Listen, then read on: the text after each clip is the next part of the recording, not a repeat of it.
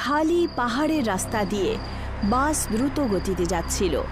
বাসের ভেতরে কিছুমাত্রই যাত্রী ছিল। সেই বাসে একটা রাহুল নামের ছেলেও ছিল, যে কোনো একটা কাজে পালনপুর যাচ্ছিল। হঠাৎ করে বাস থেমে যায়। আরে কি হলো, বাসটা থামালে কেন? মনে হচ্ছে বাসে কিছু গন্ডগোল হয়ে গেছে বাবু, সকালের মধ্যে ঠিক হয়ে যাবে। আর এখানে শুধু ঘন জঙ্গল রয়েছে, কোনো মেকানিক তো পাওয়া যাবে না। পালনপুর এখান থেকে কতটা দূর তাহলে? মাত্র 10 কিলোমিটার। ড্রাইভারের কথা শুনে রাহুলের মুড খারাপ হয়ে যায়। সে রাগের চোটে ড্রাইভারকে বলে ওঠে, কিন্তু সকাল পর্যন্ত আমি এই বাসে থাকতে পারি না। পালনপুর এখান থেকে আর মাত্র 10 কিলোমিটারই দূর, তাই না? আমি হেঁটে হেঁটেই চলে যাব। খুব শীত বাইরে বাবু, বেশি দূর হাঁটতে পারবেন না আপনি। আর এই এলাকাটা খুবই বিপজ্জনক, কিন্তু এখানে রাত্রের বেলা যে অদ্ভুত ধরনের সব ঘটনা ঘটে।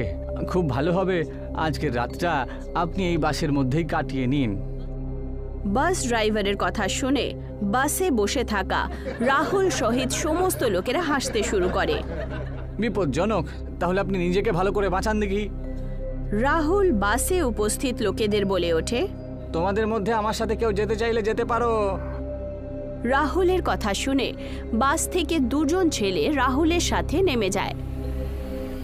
বাস ড্রাইভার খুব ভয়ে ভয়ে তেজ আওয়াজে বলে ওঠে, আপনারও সেই অবস্থাই হবে বাবু, যা বাকিদের সাথে হয়েছিল। কেউ বাঁচাতে পারবে না।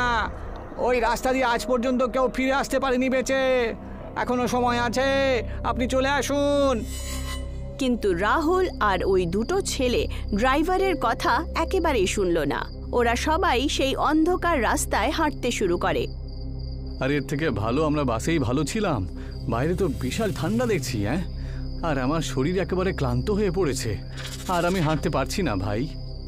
ঠিকই বলেছ, এত দূর পর্যন্ত একটা যাত্রার ধকল। ওই ড্রাইভারকে নিয়ে মজা করা উচিত হয়নি আমাদের। এখন যদি আমরা আবার ফিরে যাই, তাহলে ড্রাইভার এটাই বুঝবে যে ভূতের ভয়ে আমরা বাসে আবার ফিরে এসেছি। আরে ওনার উপরে না হাসলে কি করতাম? আরে